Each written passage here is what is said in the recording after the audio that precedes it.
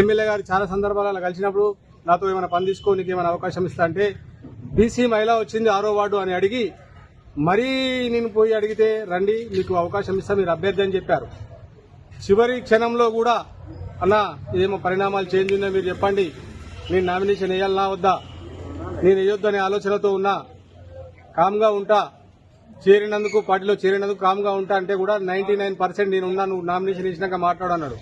అక్కడ బీసీ మహిళను వదిలిపెట్టి మైనారిటీలకు అవకాశం కల్పించారు.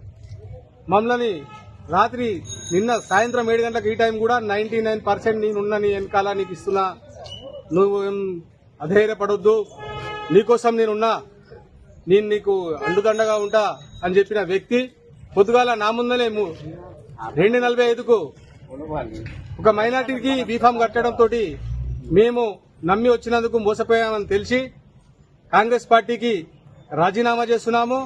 స్వతంత్ర అభ్యర్థిగా మేము మిషన్ గుర్తుతో జలమణి మాధవి రవీందర్ 6వ వార్డులో ప్రజలు మనల్ని దీవించాలని అందరినీ కోరుకుంటున్నాము. మోసపోయినందుకు, మోసపూరితమైనటువంటి మాటలు నమ్మిపోయినందుకు రాజీనామా చేసి బయటకు వచ్చి స్వతంత్ర అభ్యర్థిగా పోటీ చేస్తున్నా.